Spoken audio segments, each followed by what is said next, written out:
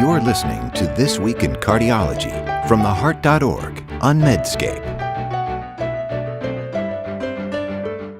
You can now access the latest in medical news on your Amazon Alexa-enabled device. Join me, Perry Wilson, every weekday morning for Medscape Medical Minute, where I highlight the top medical stories of the day.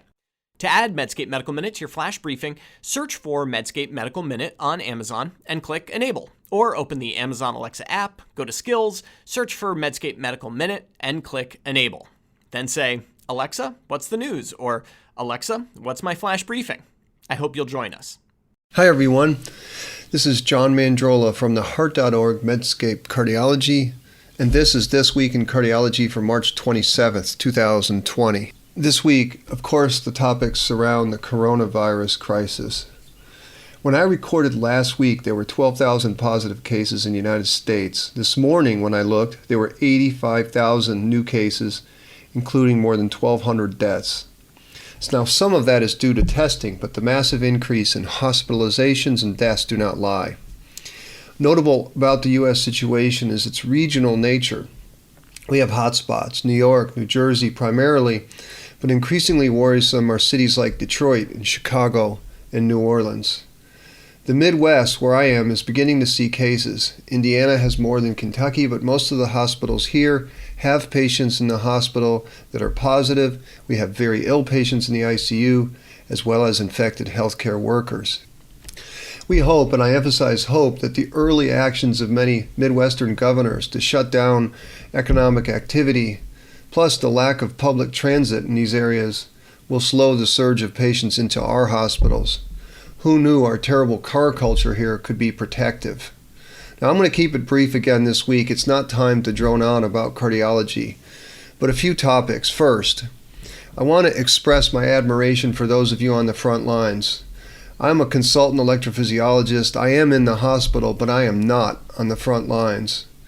The stories from New York pierce your being. Multiple medical schools allowing medical students to graduate early if they agree to take up positions in hospitals. The calls for retired clinicians to come back, the warnings from friends that ICUs are on the brink of capacity, and the reports of inadequate personal protective equipment. My gosh. And to be sure, it's not just the docs whom I admire. My heart goes out to the nurses, the respiratory therapists, radiology techs, custodians, and others on the front line. The story this week of the death of the nurse manager Kias Jordan Kelly from Mount Sinai is tragic. And mentioning him is not to minimize the deaths of other healthcare workers in China, Iran, Italy, and all over the world. I have always felt that one of the best parts of being a doctor was being colleagues with so many other dedicated, right-minded people. This crisis only strengthens the meaning of being a bedside clinician. Second topic, ethics. An incredibly stark document by Ezekiel Emanuel and multiple authors in the New England Journal deserve mention. I call it stark because early stories from Italy and now some from Spain and perhaps soon in New York and other American cities tell the story of doctors making wrenching decisions about which patients will get ICU care. Now, before I tell you of the strong words from Emanuel et al., first, consider the situation in America a month ago. Just a month ago, most American ICUs had elderly, frail patients with multiple comorbid conditions getting life-prolonging care that not only would not prolong their life, but would increase their suffering. Why? Why does this happen? Well, for lots of reasons, but mainly because there was plenty of ICU capacity. But that was in a normal world, not a COVID-19 world. Some examples from the ethics piece. Get this. Because maximizing benefits is paramount in a pandemic, Emanuel et al. Believe that removing a patient from a ventilator and ICU bed to provide it to others in need is justifiable, and that patients should be made aware of this possibility at admission. Critical interventions such as testing and PPE and ICU beds should go first to frontline healthcare workers. For patients with similar prognoses, equality should be invoked and put into place through random allocation such as a lottery. And people who participate in research to prove the safety and effectiveness of vaccines and therapeutics should receive some priority for COVID-19 interventions. And there should be no difference in allocating scarce resources between patients with COVID-19 and those with other medical conditions. Look, I'm no ethicist, but these are strong words and words that will surely spark debate. But also, those words underscore the extraordinary times we are in. A quick and related note on treating patients with recovered ARDS. I had an eye-opening conversation this week with our chief of physical medicine and rehab. He told me of extremely long, difficult rehab courses in young, healthy people who have ARDS. They often have a severe neuropathy and weakness that he talked about. This persists for months. Lung function often never returns to baseline. I did not really know any of this, and it obviously pertains to the intubation decisions in older patients in the ICU. Third topic today is the debacle of hydroxychloroquine and azithromycin. A conversation I had with my dad this week made me realize the seriousness of this matter.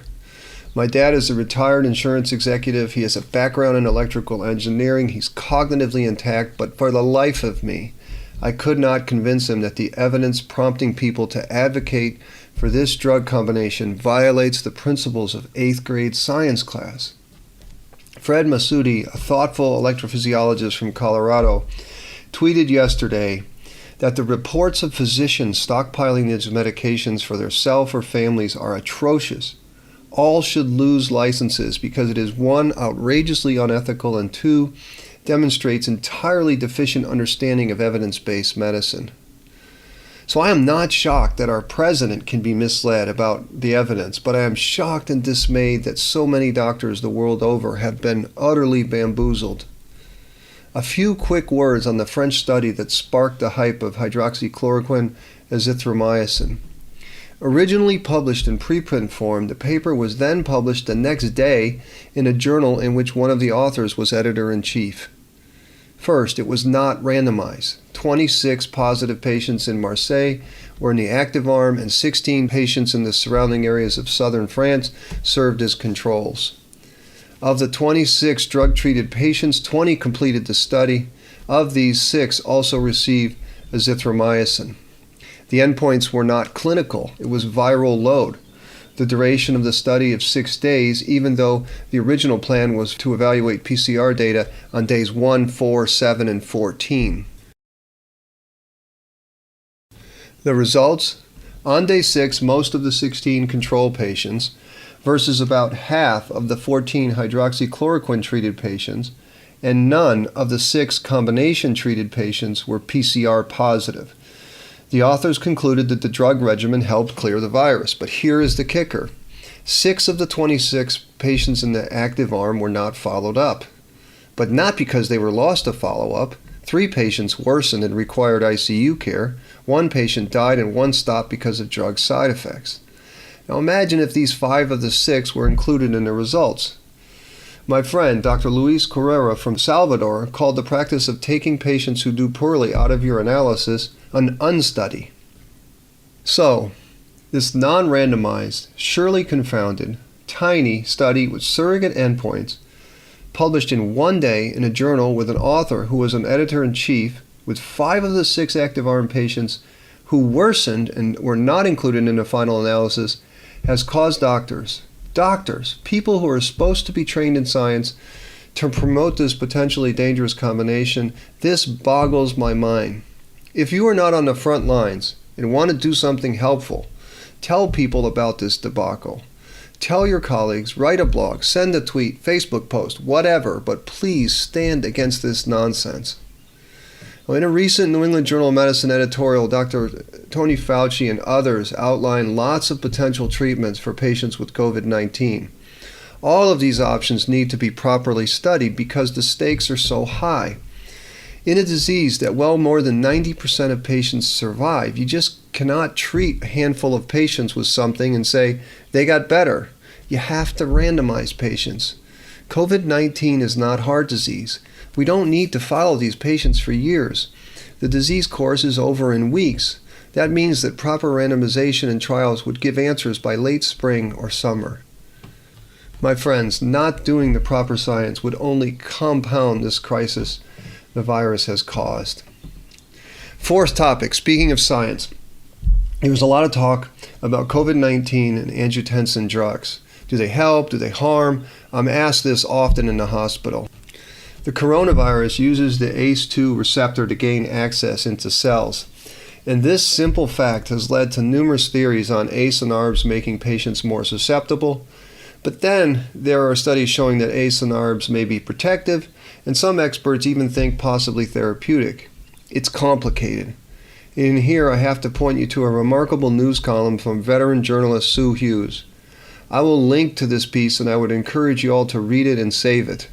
It is referenced, and it feels like a review article in a journal, only Sue is kind to her reader in that she writes in clear language.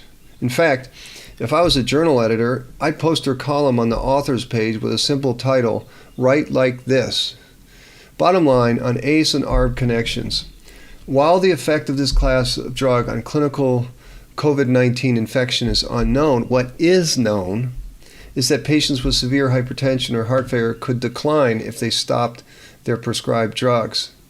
I read Sue's piece a couple of times and looked at the references, and I would be surprised if we found that ACE-ARB therapy worsens one's chances with the virus. But please, my confidence intervals here are wide. I think there's a lot of unknowns.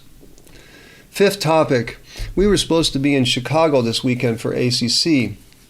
Organizers now have planned a virtual meeting. I wrote a column this week saying I thought this was a mistake. It's not time to have a virtual meeting. Hospitals across the world have postponed all that is elective. People are suffering. Healthcare workers are battling shortages of PPE, ICU beds, and their own fear. Colleagues are intubating colleagues. Uncertainty pervades everything about this virus. An Atlantic piece said this isn't a recession, it's the Ice Age. The streets in the world are barren. This time, this COVID-19 time is even more distracting, I think, than the time after 9/11. It seems like nothing else matters. It is not time to be presenting incremental science. That can wait. I've even seen rumors on Twitter that the ischemia trial is to be published soon. Now, even a blockbuster trial like that pales in comparison to COVID-19. The ACC should postpone their virtual meeting. Just put out a notice, say, we're doing this in the summer. They should be like us. They should postpone the elective and respect the people on the front lines. Finally, I have to give a shout out to Medscape for their COVID-19 coverage. It's incredible, and I want to make a special call to you all to express your experiences on the COVID-19 conversation page on Medscape, which I will link to. Please share your stories. I think it really helps for us to read others' stories. And to my friends in Egypt, thanks for listening to this podcast. I saw your important study. Stay tuned. So that's it for this week in cardiology. As always, I am grateful that you listened. Thank you. And remember, if you like this podcast, please take the time to give us a review. Tell us what you think. Tell a friend. And subscribe on whatever podcast app you use. Until next week, this is John Mandrola from the heart.org Medscape Cardiology. You're listening to This Week in Cardiology from the heart.org on Medscape.